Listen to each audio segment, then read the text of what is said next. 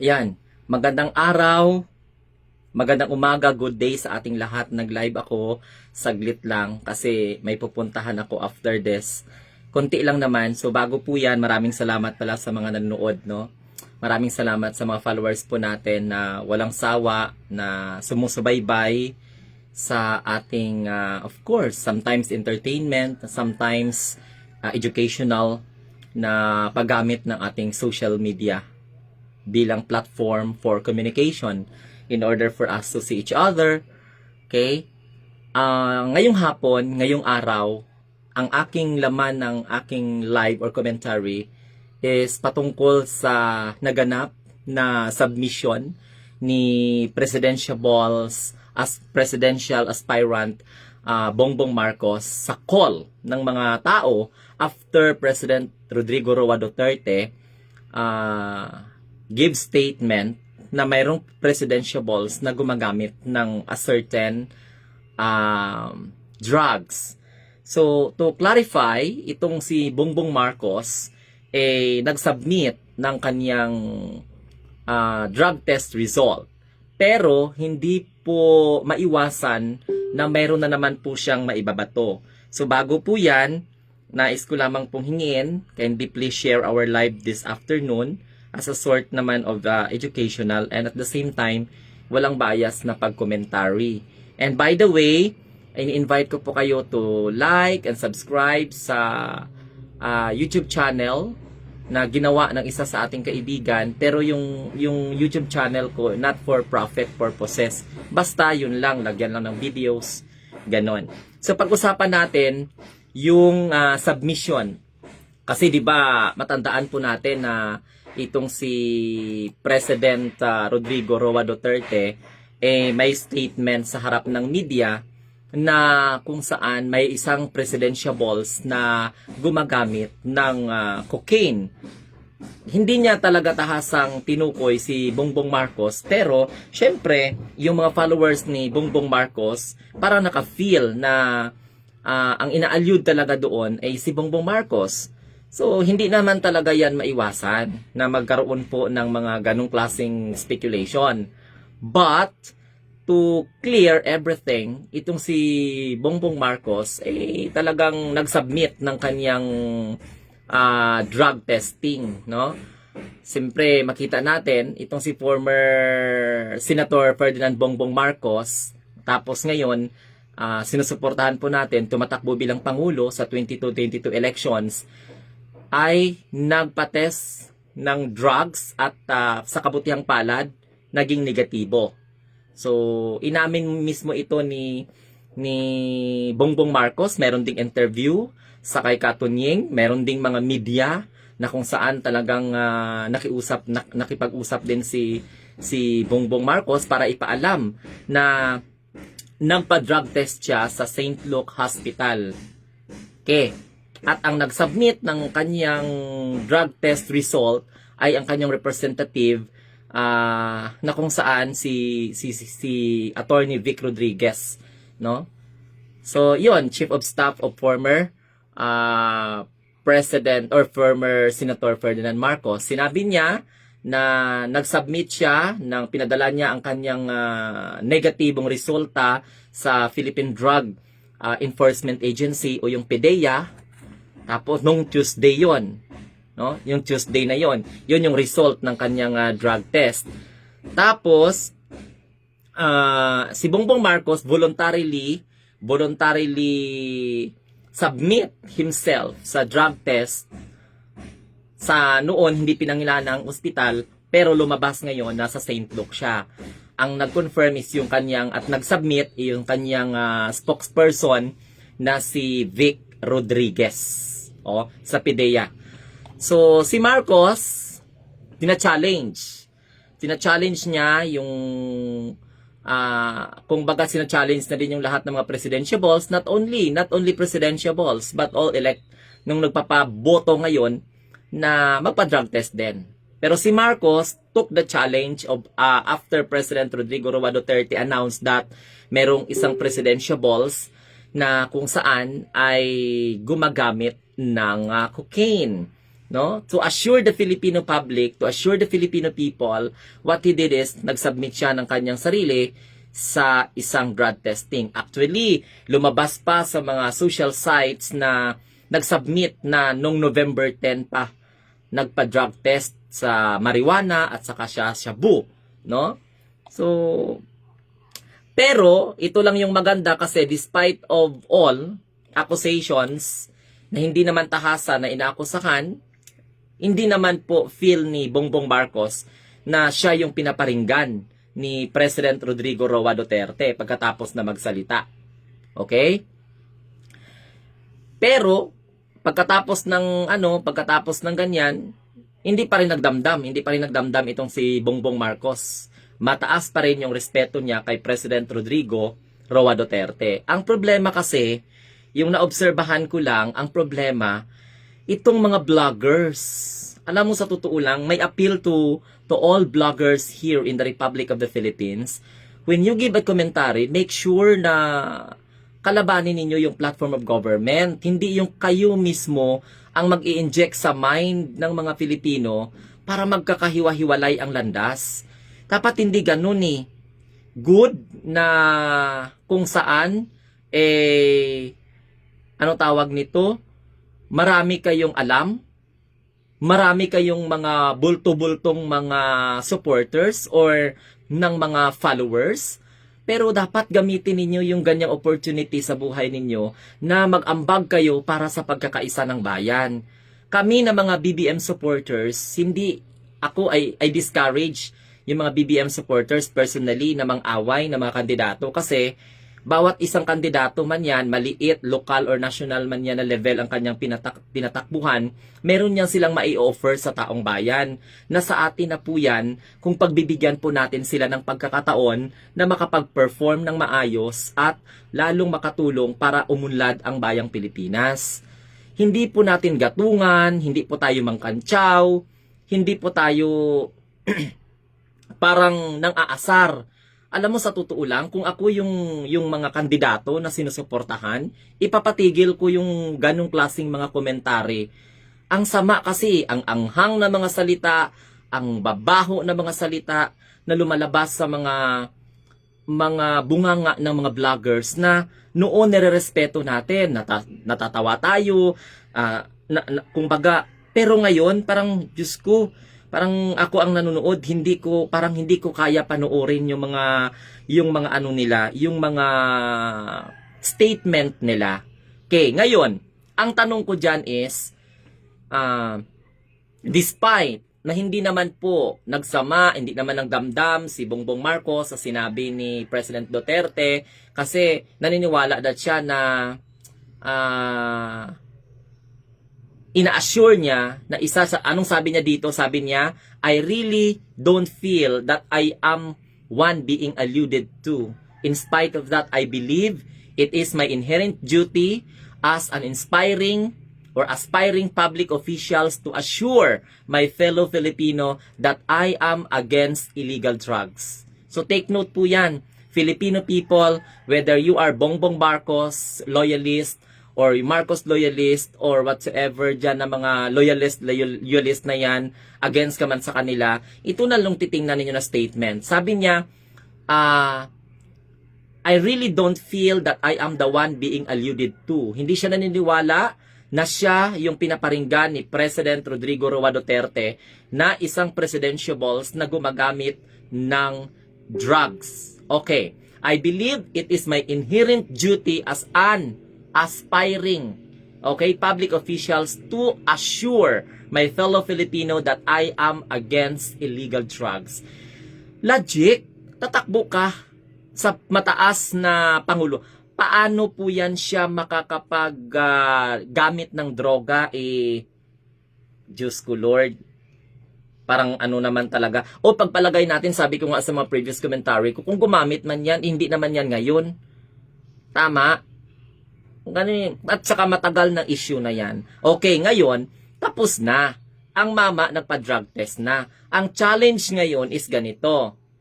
Ito sabi niya, this is why I took cocaine yesterday, Monday. cocaine test, no? Yan ang sabi niya. This is why I took a cocaine test yesterday and the result was submitted this morning or Tuesday to the Philippine Enforcement Agency and Office of the Chief of the Philippine National Police.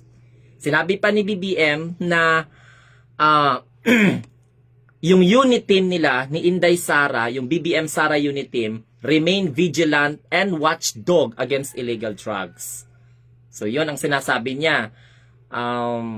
Basta, let me reiterate my assurance to my fellow men, especially to the supporters of BBM Sara unit team, na that I am will remain vigilant anti-illegal drugs campaigner.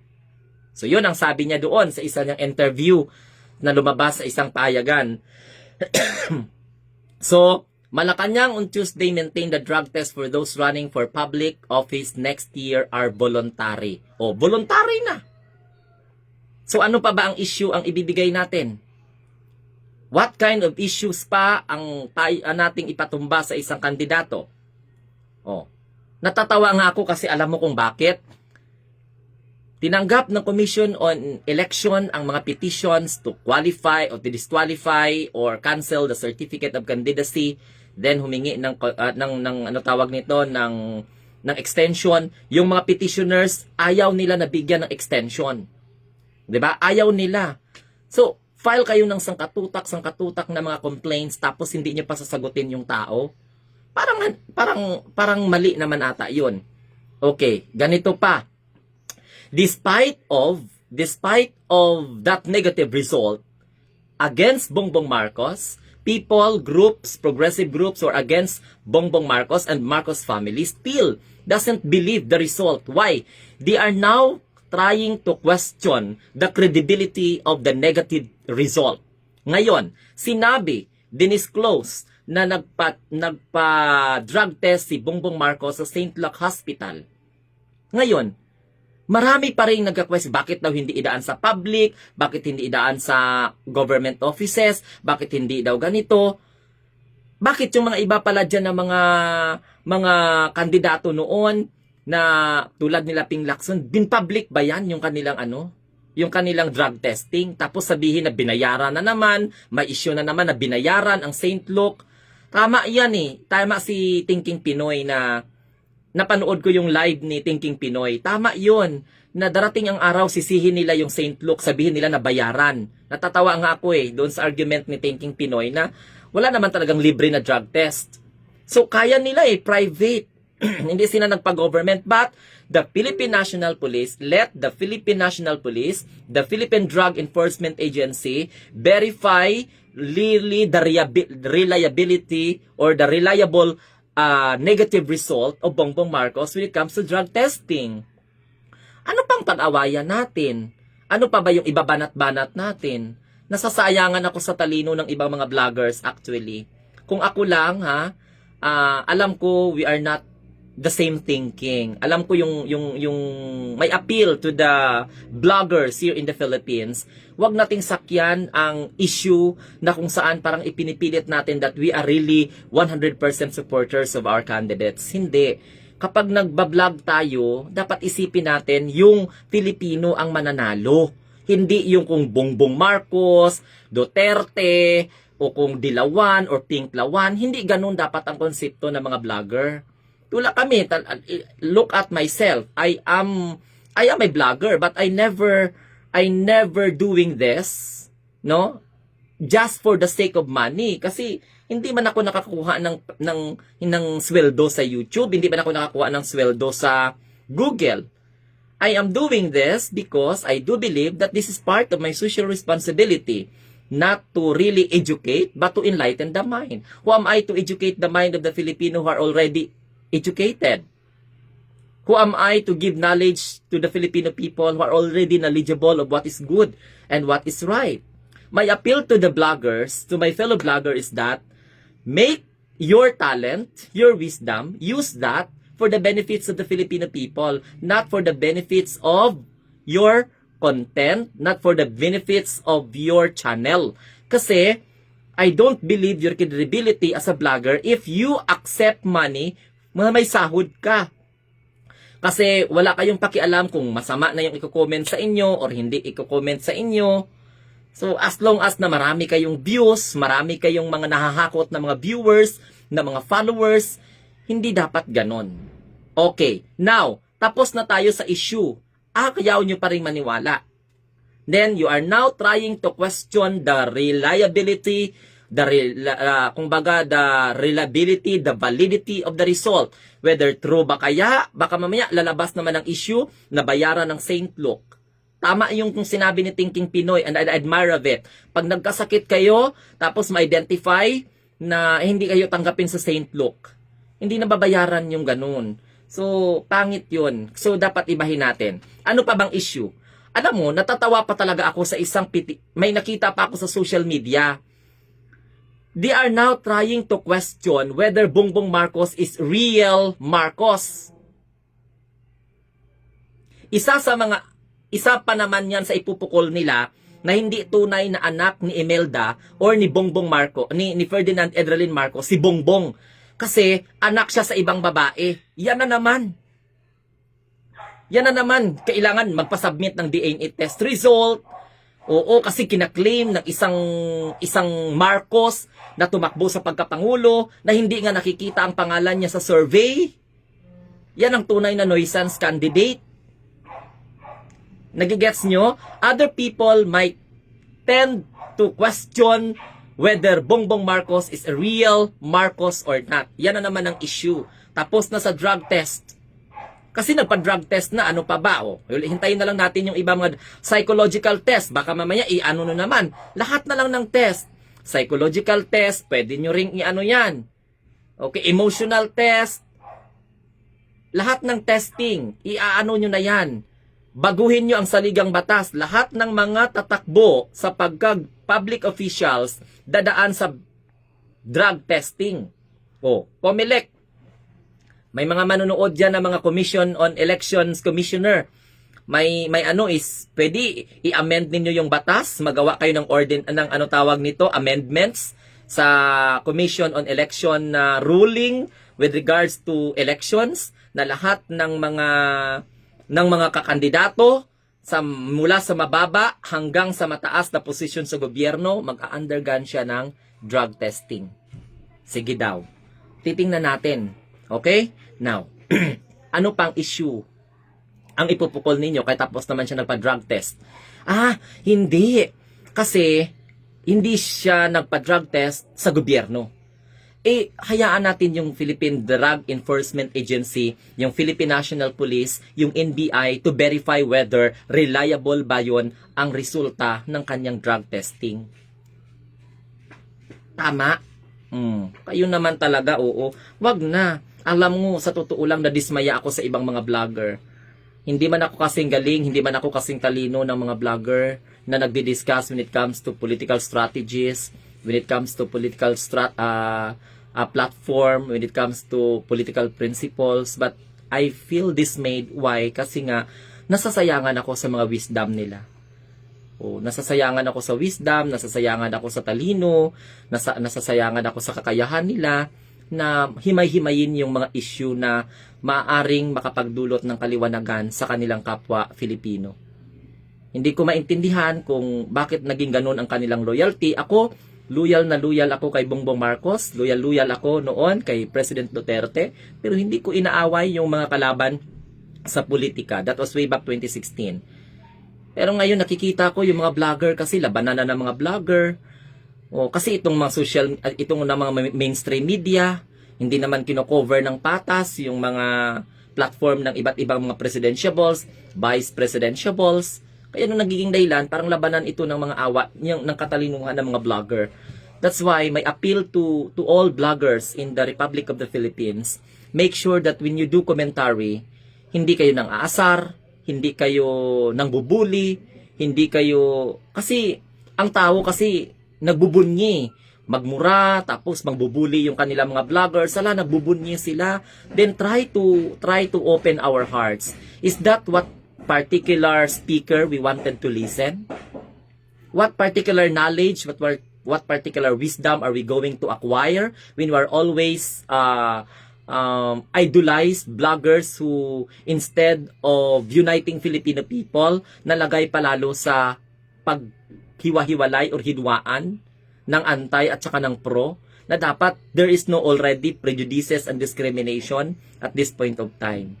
So that's what my appeal to all the Filipino bloggers, that make sure use properly wisdom coming from God na nandyan sa inyo para magiging united ang sambayan ng Pilipino.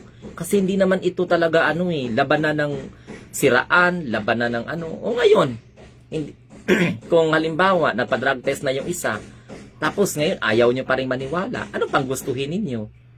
'Di ba? So kung ayaw ninyo sa platform of government, di sana nilabanan ninyo. Ang may appeal also to the voters, Filipino voters. I know you are already intelligent enough to understand what is wrong and what is right. This is now the time for us to become a matured really voters. We need to become mature kasi wag tayong magpagamit sa mga politiko, wag tayong magpagamit sa ating mga prinsipyo na ililihis yung sambayan ng Pilipino. Ako personally, I condemn that. Dumaan tayo sa punto ng buhay natin na talagang makapagbigay tayo ng hindi maganda, yung mga bad remarks, pero naiintindihan ng mga tao. But pwede nating ilaylo, no? Kung pwede lang natin pakiusapan, pwede nating ilahad ang platform of government ng mga kandidato natin na walang sinisirang pagkatao, walang inaapakang pagkatao, labanan ito ng prinsipyo kung paano mamuno sa sambayan ng Pilipino, hindi yung sirain natin yung pagkatao. Kasi at the end of the day, we will also the one suffer. Tayo man din ang magkakaproblema pagdating ng araw. Okay? So, tapos na ha. Tapos na. Huwag nyo namang sabihing fake. Ang iba kasi sinasabi fake daw yung result ng DNA test. Ano pa bang gusto ninyo? Magpa-DNA test sa harapan ninyo? Parang sobra naman ata yun. Hindi na yun. Parang kahit gaano pa siguro, parang wala na yan sa principles of morality na sundin talaga kung ano yung gusto ninyo kasi magaling kayong magsalita. Hindi. Bigyan nyo ng pagkakataon yung taong patunayan. Ganun lang. Siya nga hindi nga nagdamdam. Binagbigyan tayo, nagpa-drug test siya. November 10 pa pala. Nagpa-cocaine test siya, nagpa-drug test, nagpa-shabu test siya, nagpa-marijuana test siya. So ano ngayon? Hindi pa rin ba tayo maniniwala? Dahil against tayo sa mga Marcos? Against tayo sa kanyang plataforma de gobyerno? Dapat labanan ninyo yung kanyang platform of government, hindi yung sirain ninyo yung kanyang pagkatao. Kaya kasi ako naman, nanonood-nood naman ako sa mga live ng mga vlogger. I feel dismayed, nadidismaya talaga ako kasi sabi ko, sayang yung mga utak nila. Sayang yung utak nila na hindi nila ginagamit para magkaisa ang sambayan ng Pilipino. Dapat, because we are being given a wisdom and a knowledge, tayo yung may kakayahan maghimay-himay ng mga, kung ano man ang mga issue sa lipunan, na pwede di ba nating pakialaman, pwede naman nating hindi pakialaman, di ba? So, yan. So, hindi naman pa-public. So, ibig sabihin, wala kayong tiwala sa St. Luke Hospital. Sabihin naman nila, ay, kaibigan nila yung doctor, kaibigan. For example, kung ipagpalagay natin kaibigan, do you think, itatago ba niya? Di masisira yung kanyang credibility as a doctor. Kapag halimbawa, positive yun, igawin ang negative. At positive yun, gawin niyang negative. Bakit? Wala bang second opinion? Hintayin natin kung ano ang magiging verdict ng PDEA, ng Philippine Drug Enforcement Agency. Nandiyan naman yung National Bureau of Investigation, nandoon naman yung mga police. The Palace official issued a statement of Senator Panfilo Ping Lacson and Vicente Tuto Soto, third had themselves tested for narcotics the other day at the PDEA headquarters and were found to have no traces of illegal substances in their body. Alam mo naman, sa totoo lang, yung iba magtik ng mga, pag nag-ano ka, wag nyo nga akong anuhin. Wag nyo nga akong kanan sa mga ganyan-ganyan ninyo. Dapat maayos lang din. Si Lacson is running for president and Soto for vice president. Basta importante, nagpa-drug test na si Bongbong Marcos, ano pa bang issue ninyo? Ill-gotten wealth. Ano pa bang issue ninyo? Diktador. Ang kanyang ama, ano pa bang issue ninyo? Hindi siya tunay na Marcos. Natatawa ako sa isang Marcos na nagpapatakbo ng presidential, nagpatakbo ng marami ng tarpaulin. tumatakbo daw siya na pagkapangulo, hayaan natin, Marcos din ka daw kuno siya. Hayaan natin, prinsipyo nila yon. Okay? So, yan. Tapos ito pa, isa pa sa issue na gusto kong itatakel, ito yung kuwan ng COMELEC. Kasi yung sabi ng COMELEC says health protocol violations are election offenses. Ito namang Commission on Elections, pagpa-file pa lang ng mga kandidato sa opisina ninyo, hindi rin nagbulag at pipi at bingi ang mga sambayanang Pilipino na nanonood sa bawat platform ng social media platform na nagadinaguso, nagagirinutok, gagirinual ang mga tao. Yung iba hindi nagsusuot ng mga mask, yung iba hindi nag-observe ng social distancing. Ano bang nagawa ninyo during the time of election? Yung pag-file ng kanyang certificate of candidacy. Ngayon, sabi ng COMELEC, violation of COVID-19 health protocol during campaigns activities are considered election offenses according to the Commission on Election. Sige nga, sabihin nyo sa akin kung sino yung kandidato na hindi nakalabag, ipakulong no sila, hindi nyo sila patakbuhin. Sige nga daw. Ay naku. Bakit nag-aano kayo sa mga protocol na yan? Sana hindi na kayo pumayag. Dapat hinayaan nyo na lang na ang kandidato hindi maglabas. Nag-filing na lang sila electronic. Diba? Pag-file pa lang nila ngayon ng kanilang certificate of candidacy, gagirinumo, gagirinual, gagirinutok. Gasirinagol ang mga tao sa opisina ng Commission on Election. Ngayon nyo palang naisipan yan. The COMELEC has included health protocol prescribed by the Cabinet Policy Making Body on COVID-19 response in its campaign rule for the May 9, 2022 elections. Di kasuhan ninyo yung mga senador na dumalaw dito sa Sultan Kudarat aspirants, search ng Sultan Kudarat, ang nangyari ng kampanya ng eleksyon. Di ba election hearing yon? Ay naku. Hindi nyo ba nasilip yan, Commission on Election? Commissioner? Commission on Election Commissioner, hindi nyo ba nasilip yan? Di ba pangit yung election hearing? Search, tapos, ay naku Lord, sa inyo talaga, So under the COMELEC resolution, sabi nila yung 10-730, it's unlawful for any candidate political. Ito pa ha, unlawful for any candidate political party or person to give or accept free transportation, food and drinks or any of value during campaign meeting. Ano palang gawin ninyo dyan sa mga initiative na mga tao? Pagbawalan ninyo. Sa campaign sorties, hindi nyo masisisi yan kung may pera yung mga kanilang mga supporters. Halimbawa may nagbigay pala dyan ng cold water, ng ice water, ng ice candy, ng pampalamig. Bawal pala yan. Ano palang gustuhin ninyo? Gutumin yung mga tao dyan sa campaign? Hindi naman yan pagbibili ng boto. Klaro ninyo. Sige daw, B. Under COMELEC resolution, bawal daw, hindi daw maganda, unlawful, labag sa batas, sa mga kandidato or sa any political party or sino ba mga tao na nagbibigay o nag-accept ng mga libreng sakay. Karaban nga, imalay mo, halimbawa, mayroon akong sasakyan, i-offer ko yung sasakyan ko, for example, bawal pala yon. Ay naku, magbibigay pala yung pagkain. Ito ay na talking sa mga supporters ng kandidato na sinusuportaran ko. Sige daw, paano natin yan ma-qualify? Paano natin yan ma-quantify? As unlawful? Kung ako siguro may mga naga-jogging dyan or nag-ano, tapos, or may nag-attend ng rally, ipainumin mo ng cold water, pakainin mo ng ice candy para hindi mainit. Bawal pala yun sa batas.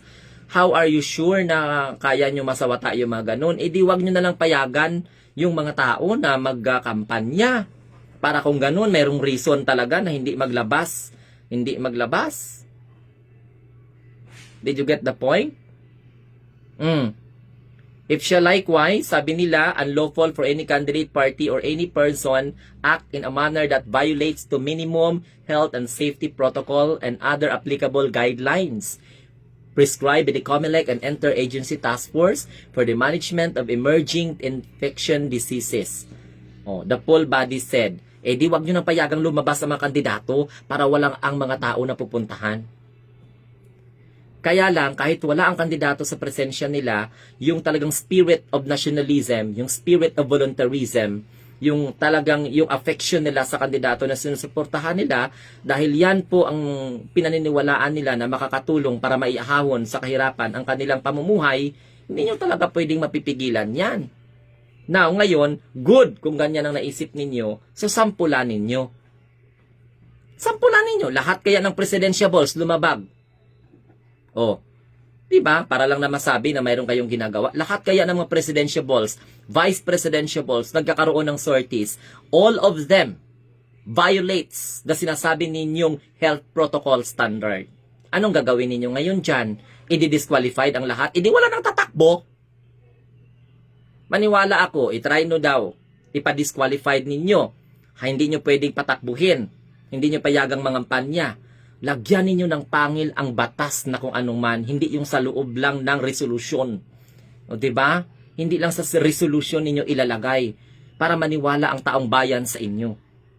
Okay, ganun kasimple na mga bagay pagtuunan nyo pa ng pansin. Alangan nyo pala yung mga tao nag-attend sa kanila mga caravan, yung mga campaign sorties, gutumin nyo ba yan? Nako, Diyos ko Lord. Mabuang ang tao sa inyong mga batas. Ako, I am very sorry ha. I am just simply an ordinary person. Again, I am not insinuating people to revolt against you, against the agency, against the government agency or offices. What I am telling here is that, are you really sure that you can implement that particular resolution? How can you quantify that that is unlawful? Kalimbawa, may isang supporters, nag-offer ngayon dyan ng kanilang mga service. May mga ano sila, na okay, libre ang transportation. Eh, hindi naman yan humihingi ng kahit na anong kapalit sa kandidato na sinusuportaran nila. Nagpapakita lang yan sila ng pagka-Pilipino nila na matulungin. Diyos ko, sabi ni Lin Ann, this is not about knowledge, sir. That is about attitude. Kapangit na on social media all over the world, they can see na tayo-tayo lang hindi nagkakasundoan about drug test. How they are to judge the politicians. Did you think they can face people na papabangag-bangag in front of many Filipinos? Maybe they're not perfect, but surely they know how to manage themselves, to self-serve, and to manage the responsibility. That is correct. That is good point. Who are we to judge? Ngayon, napatunayan natin, for example, mayroong presidentiables dyan. Hindi mo patakbuhin yan. Okay. Hindi, subukan ninyong hindi patakbuhin. Bigyan ninyo. Parang wala naman kasi ako nakikita. Kasi I'm very sorry I am very sorry. Parang wala akong alam na kandidato, national or local,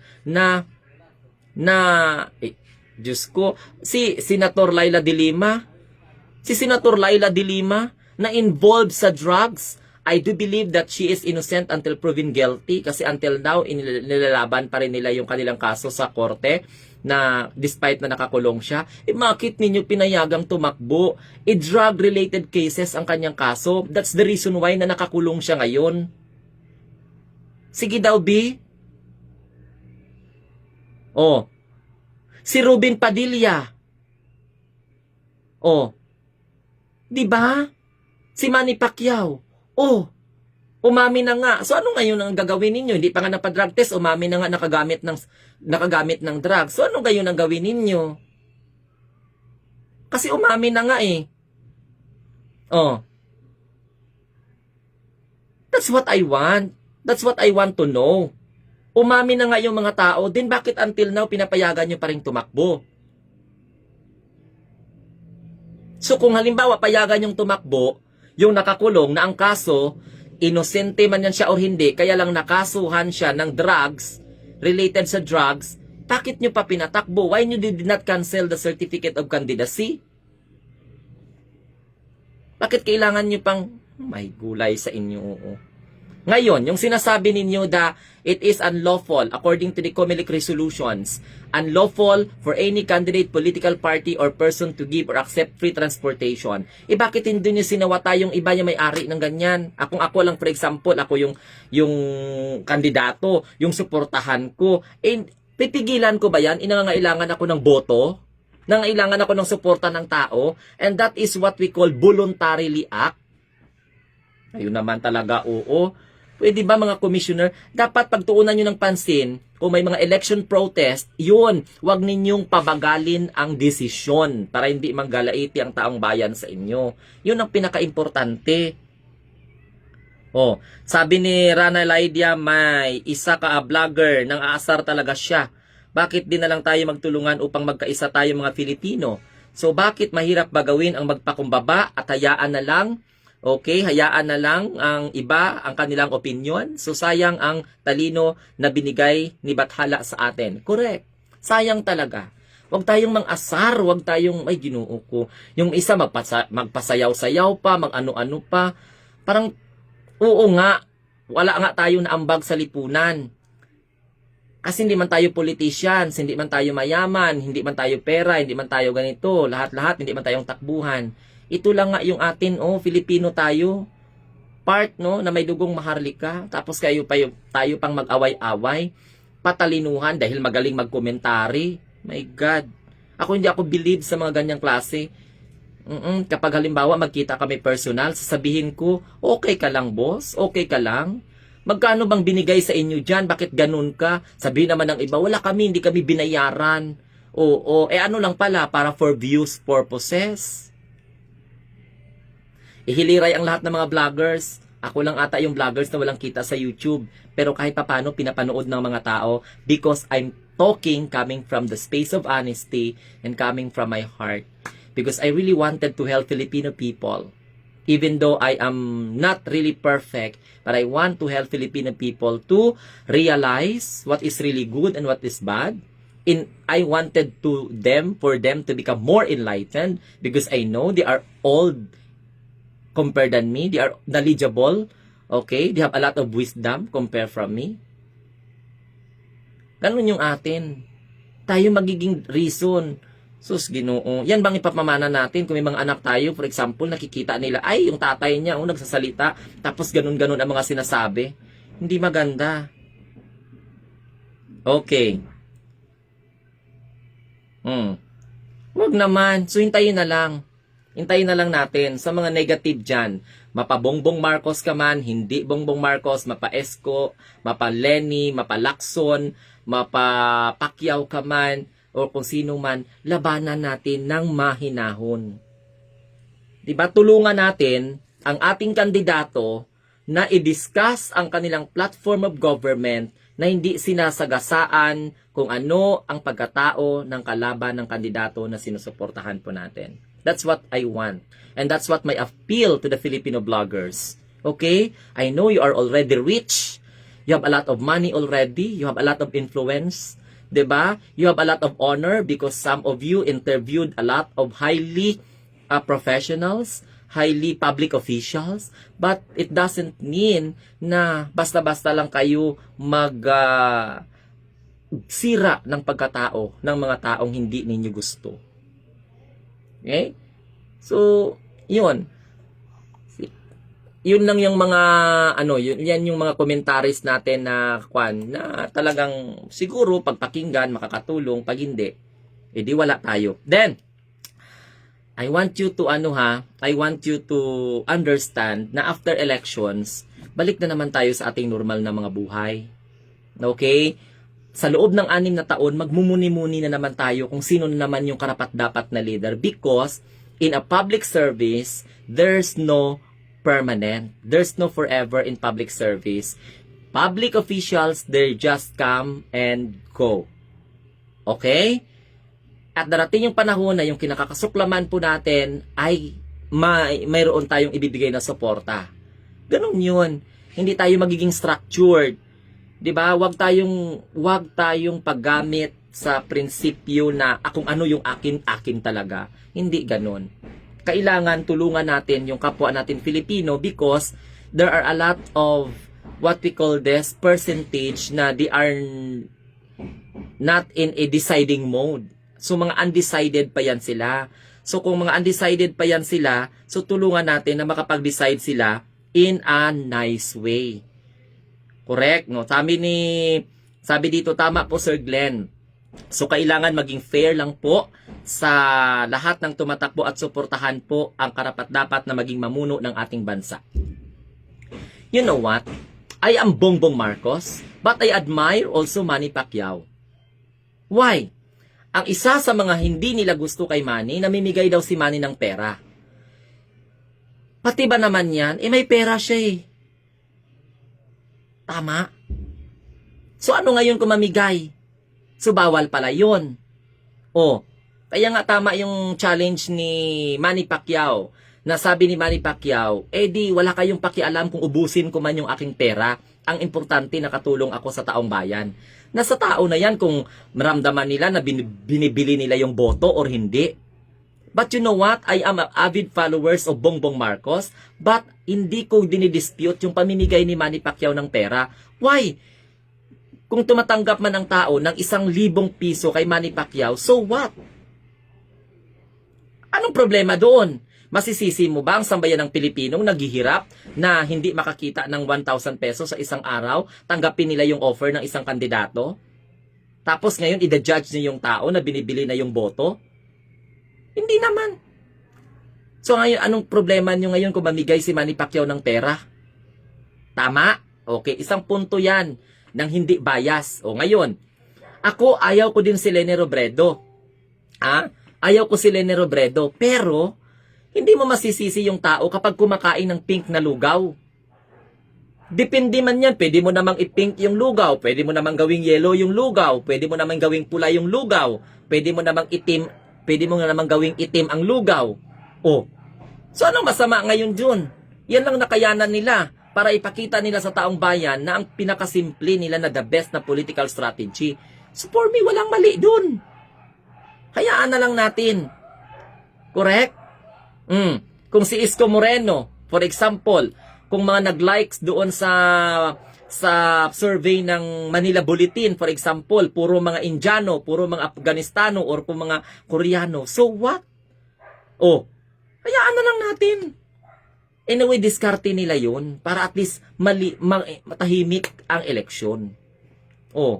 Kung halimbawa may supporters sa ibang bansa, di ba pride natin yun na ang isang kandidato na from the Philippines ay talagang sinuportahan ng ibang mga ibang bansa? So anong problema dun? Sabihin mang trolls, ang issue ng trolls, matagal na yan.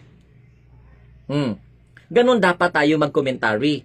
I will vote Bongbong Marcos, but hindi ko pwedeng i-disregard ang political strategy ng ibang mga kandidato. Magiging kalaban ako ng kandidato na against kay Bongbong Marcos once na kakalabanin nila yung pagkatao ng isang kandidato na inaalagaan natin, na gusto nating manalo.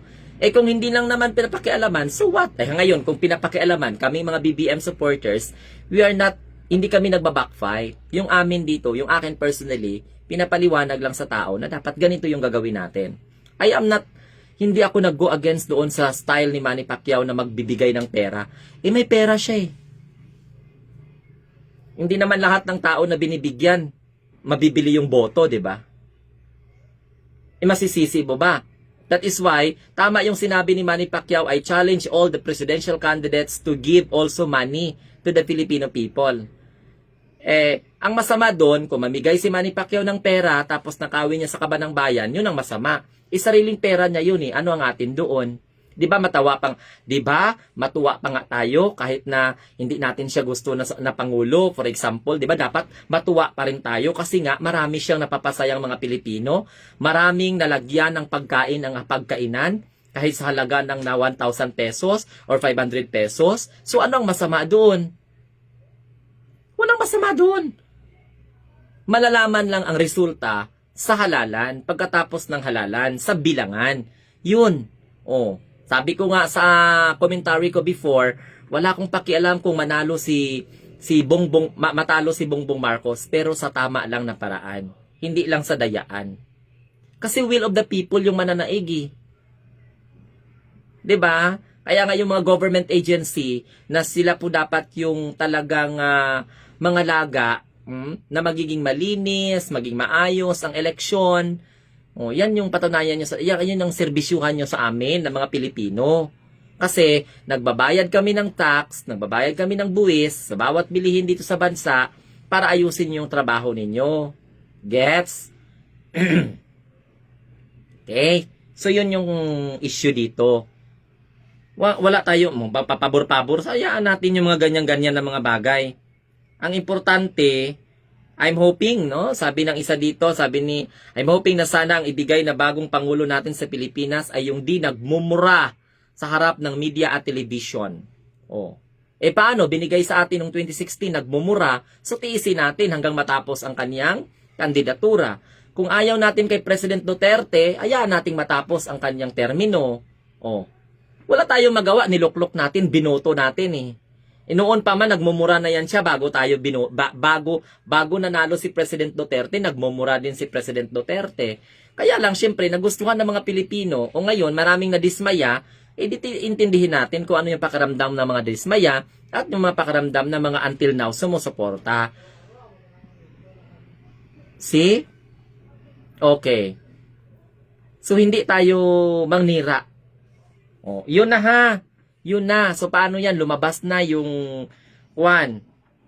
Sabi hello po sir, watching from here in Masamis Occidental. Ayan, basta po ako lagi kong idinadasal na wala na tayong eleksyon na mangyari para maging divine government na tayo. So, yun din yung ating dinadasal. Okay. Dapat sama-sama tayo. Mapa Duterte ka man, mapa Bongbong Marcos ka man, mapa Pacquiao ka man, mapa Moreno ka man, mapa Robredo ka man, dapat sama-sama tayo na mag-isip para sa ikakabuti ng bayan. That's why may appeal to all the bloggers. Hindi ko masasabing blogger ako kasi pa-vlog-vlog lang naman ako.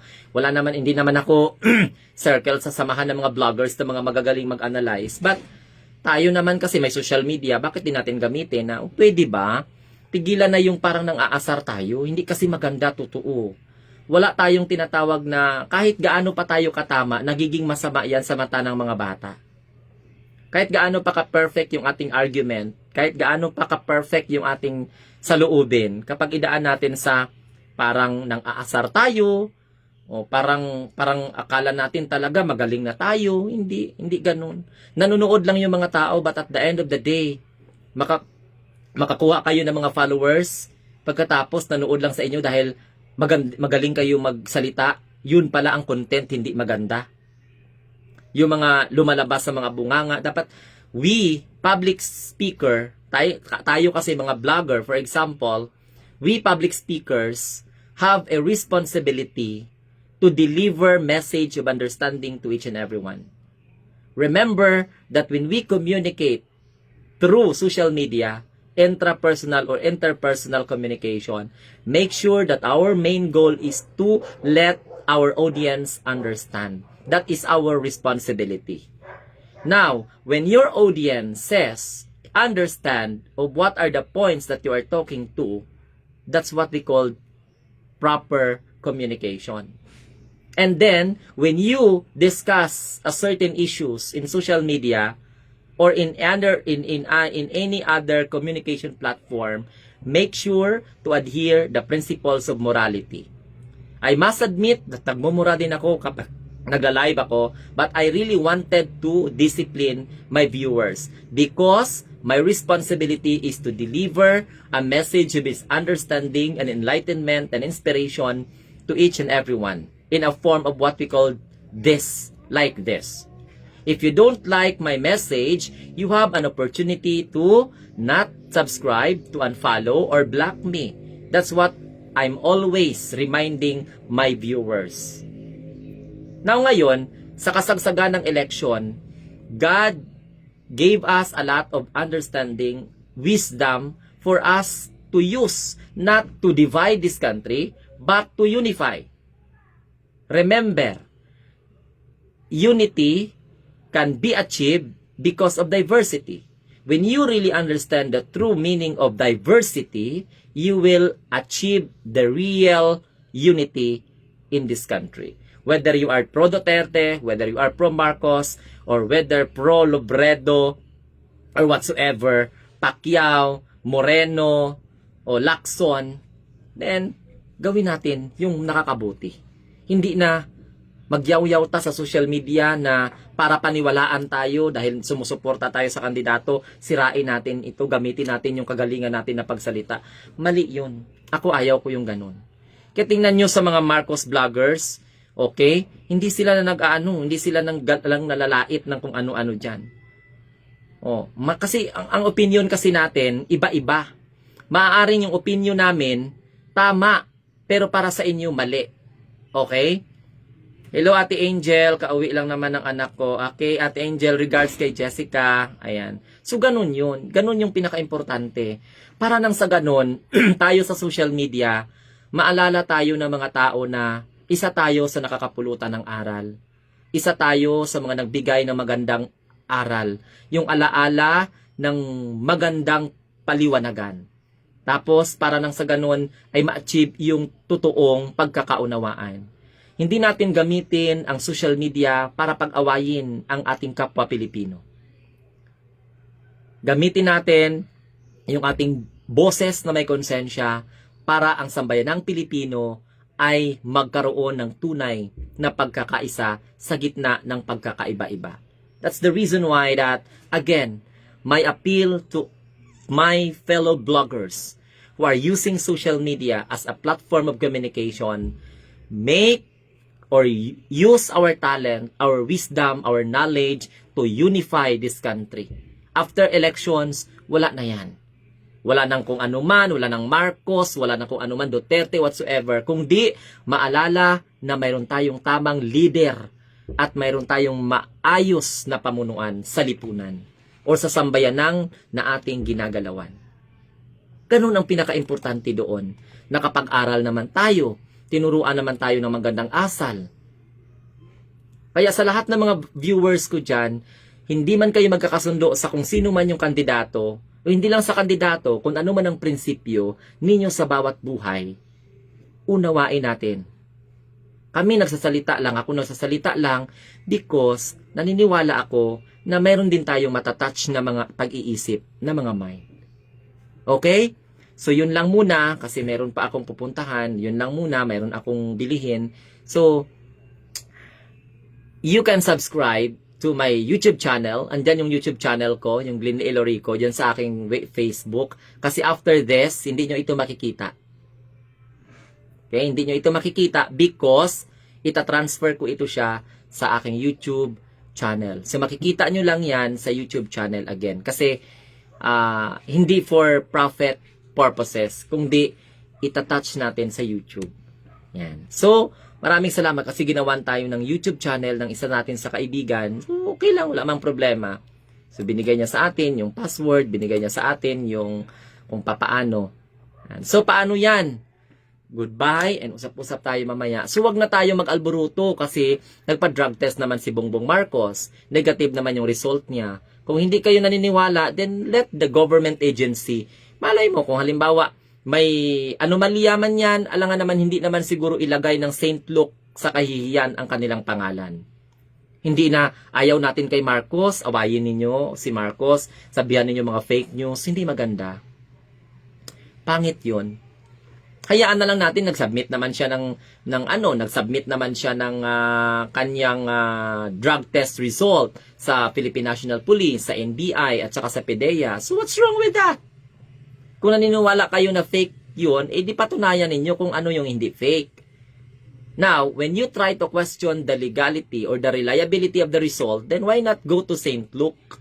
Pero, wag niyong awayin ang St. Luke. Magkapagsabi kayo na binayaran yung St. Luke, sabi nga ni Tingting Pinoy, lahat naman may bayad, di ba? Do you think, halimbawa, yung binayaran, for example, para magiging negative yung result, hindi kakanta yan? Mainit ngayon ang mga Marcos? So, wag tayong maglagay ng mga ideya na hindi nakakatulong. Tama? So, ang yung atin dito is maayos lang, na pakikipagkapwa. Maayos lang sa pag-discuss ng mga issue ng bayan na magkakaroon po ng pagkakaisa at pagkakaunawaan. Ganun yung pinaka-importante doon. Okay? So, paano yan? Kunti lang ito. So, kita-kits sa ating Facebook or sa ating YouTube channel. Bye-bye! Bye-bye! Kasi may pupuntahan pa ako. So, Ate Angel, bye-bye! God bless! So, may mga tanong kayo. So, pwede nyo yan itanong sa akin sa next live ko. Yan. Sa mga nanonood pala ng aking luto, ng aking cooking show, maraming salamat. So, yun na! So, goodbye, have a nice day, and God bless everyone. Bye-bye.